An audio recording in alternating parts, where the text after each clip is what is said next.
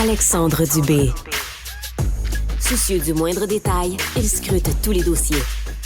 Pour lui, l'actualité n'a aucun secret. Cube Radio. I am an investigator with the U.S. Attorney's Office. You lie, you hurt people, you go down. You ever prosecute a company as big as Purdue Pharma? Sackler. All of human behavior is essentially comprised of two things. Run from pain, run toward pleasure. Pain, pleasure, pain, pleasure. If we place ourselves right there, between pain and pleasure, we will never have to worry about money again.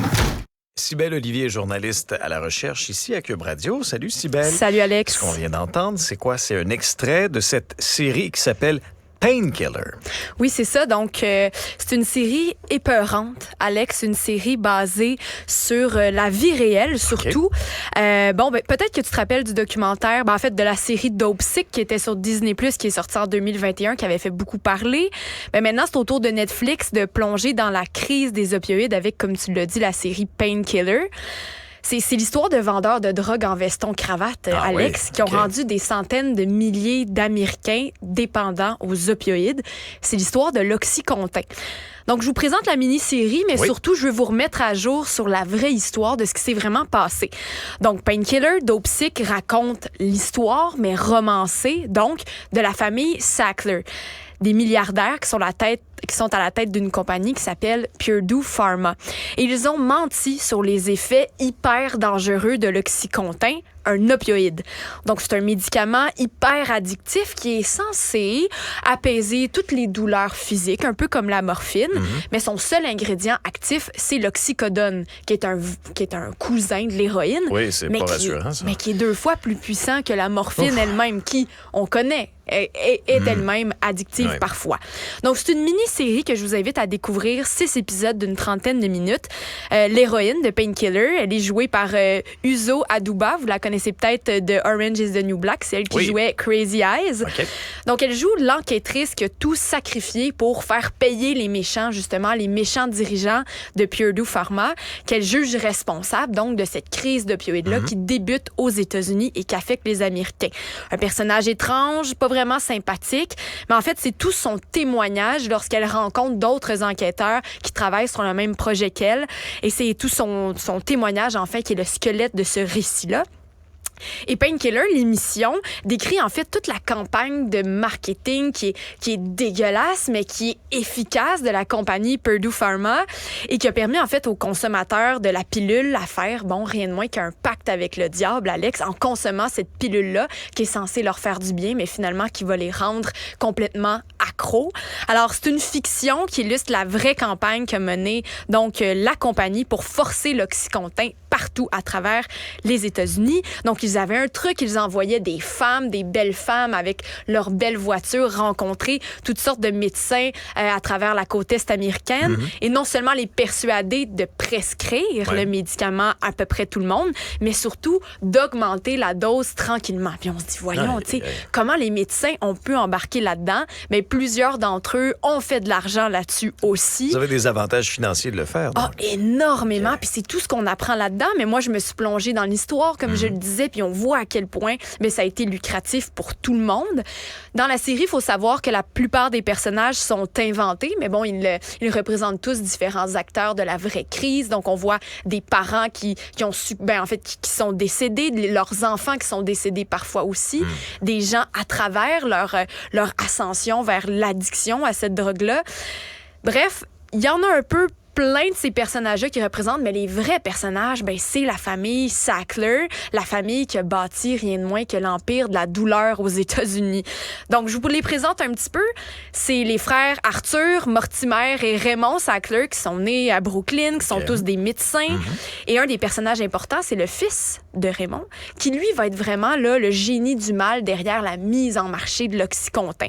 Alors là, on traverse vraiment dans la vraie histoire, ce que je vous raconte pour la suite. Et c'est une famille famille qui est reconnue, une famille impliquée au niveau de la philanthropie, d'ailleurs. Ben oui, absolument. Ils sont reconnus à travers le monde. Ah ouais. C'est une famille richissime. Il y a la Sackler Gallery à Washington, le Sackler Museum à Harvard, OK.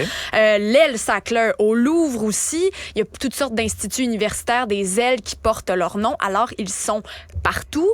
Avant leur décrépitude, parce qu'on va y venir, ils se sont fait donc taper sur les doigts en Titi, Alex. Cette entreprise-là, et encore aujourd'hui, on est en train de se battre contre eux. Mais à ce moment-là, on estimait leur valeur familiale à 13 milliards. Aujourd'hui, 11 milliards. Donc, pour une famille d'entretenir ça, c'est beaucoup de sous. Donc, voilà, c'est au cours des années 80 que cette émulsion-là commence pour leur entreprise. En fait, ils ont un médicament qui fonctionne super bien, mais là, bientôt, il va être révolu, le brevet va être transformé, ils vont devoir trouver quelque chose d'autre pour faire beaucoup, beaucoup d'argent.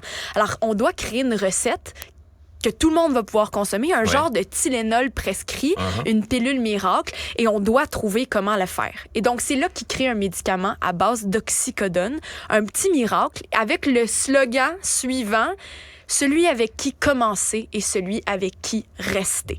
Ça, c'est l'Oxycontin. C'est le cas de le dire. Ce qu'on vend, en fait, c'est aux gens qui ont une douleur atroce, on vous promet de retrouver le bonheur, on vous promet de retrouver le sourire et le confort. Vous prenez une petite pilule le matin, une petite pilule le soir, et vous êtes parti pour une journée à travers le bonheur et le sourire. Mais on fait fi de la dépendance. Hein? Absolument. Et pendant des années, donc en 1995, on approuve, la FDA approuve l'Oxycontin. Les médecins corrompus commencent à faire des prescriptions à outrance, à surprescrire même à des gens qui en auraient pas besoin.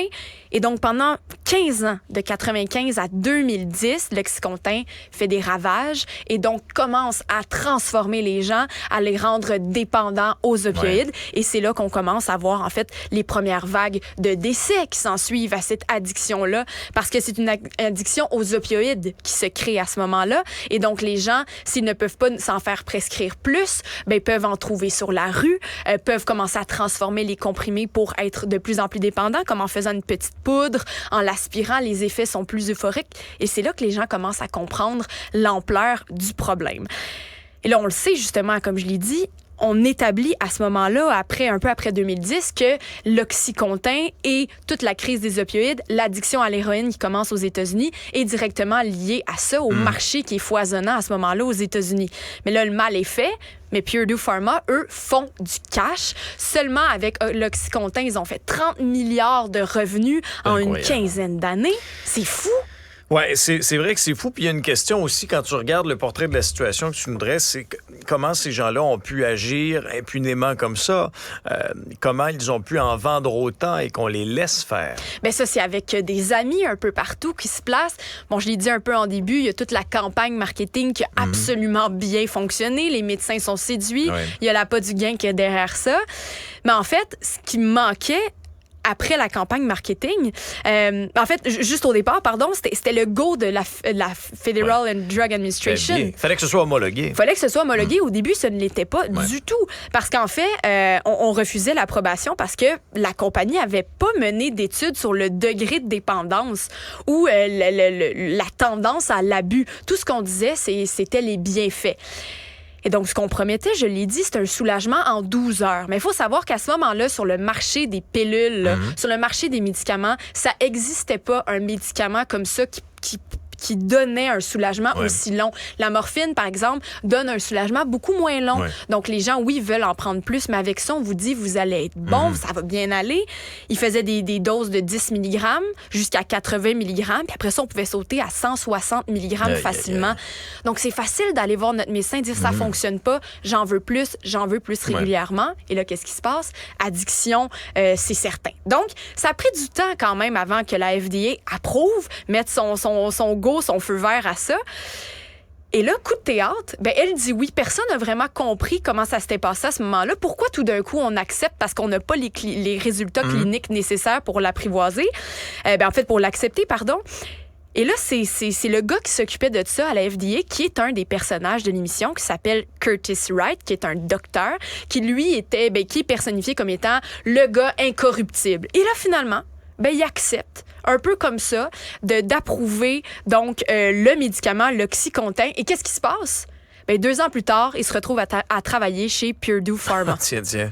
Alors, qu'est-ce qui s'est passé en ce temps-là? Ah ouais. Personne ne le sait vraiment. Probablement une belle enveloppe brune. Ben, il s'est retrouvé à la compagnie là-bas, travailler pour eux. Bon, et qu'est-ce qui se passe aujourd'hui maintenant? Parce que l'histoire, c'est pas terminé. Là. Cybelle, la compagnie est au cœur d'un litige actuellement. Ça se retrouve devant les tribunaux. Ben, j'ai envie de te dire une chance que l'histoire n'est pas terminée parce qu'on se dit, OK, mais c'est quoi la suite? C'est des gens qui ont causé la mort comme ça, volontairement en plus. On l'apprend. Mais là, j'ai pas le temps de tout vous dire, mais c'est vraiment une histoire qui est assez folle. Ah ouais. Ben là, c'est un procès, en fait, qui traîne depuis 2019. Donc, ce qui s'est passé, c'est qu'à ce moment-là, la compagnie a voulu déclarer faillite. Pour se sauver de quoi? Ben, de toutes les poursuites qui ont été intentées contre eux. Parce qu'il y a plein de médecins, c'est les institutions, c'est des États eux-mêmes, c'est des individus, des organismes qui se sont tous mis contre la compagnie pour, en fait, réussir à avoir gain de cause. Mais la compagnie s'est dit, nous, ce qu'on va faire, c'est qu'on va déclarer faillite, on va pas payer une scène à ces gens. En fait, non, c'est pas vrai. On va déclarer faillite, on va arrêter notre production. Ouais. On va donner 6 milliards de dollars en tout, c'est ce qu'on va verser, ou approximativement. Mais en échange de quoi? Ben, en échange du fait d'être exonéré. Qu'après ça, vous ne nous achalez plus, vous le faites laisser tomber les poursuites. Ah ouais. Notre nom est blanchi, ou presque, et c'est comme ça que l'histoire se finit. Mais là, oui, c'est encore d'actualité aujourd'hui parce que tout récemment, le 11 août dernier, la Cour suprême a suspendu cet accord-là parce que ça le laisse passer comme ça, c'est ce qu'il faut savoir. Ils allaient s'en sortir et une chance, là, finalement, on va retourner en procès en décembre 2023. Ah oui. OK, parce que la Cour suprême a dit... Ça se passera pas comme ça. Exactement, ils ont dit que ça se passera pas comme ça. En fait, ça n'a pas de bon sens qu'on puisse vous exonérer comme ça, qu'on puisse vous blanchir après toutes ces poursuites-là. Parce qu'ils doivent voir, en fait, s'ils peuvent accepter la faillite. Et c'est ça qui va les ramener en procès. Ouais. Donc, c'est si le tribunal va les autoriser à avoir la faillite comme immunité. Et qui, donc, le résultat serait donc qu'ils paieraient 6 milliards de dollars. Ouais. Et après ça, ce serait fini. Ils pourraient même rouvrir une compagnie par la suite. Donc, c'est là qu'on en est. C'est un truc qu'on va suivre encore, qui va encore parler dans l'actualité, dans nos médias. Mais je veux juste vous rappeler que c'est énormément de décès aux États-Unis seulement, là, depuis le début des années 90. C'est 400 000 morts aux États-Unis qui sont en lien avec la crise des opioïdes. Au Canada, un peu plus tard, en 2016 et 2022, c'est 36 000 morts, plus de 36 000 morts en lien avec les opioïdes. Alors, c'est vraiment, quand on parle d'une vraie crise, c'est énorme et c'est parfois généré par des médicaments comme ça, comme on nous l'apprend dans Painkillers. Ouais, et combien de vies brisées encore aujourd'hui. Eh oui. Cybelle, merci beaucoup. Très intéressant donc à voir sur Netflix actuellement. Merci à vous d'avoir été à l'écoute de l'épisode d'aujourd'hui. Faites attention, vous autres. À bientôt. Cet épisode est maintenant disponible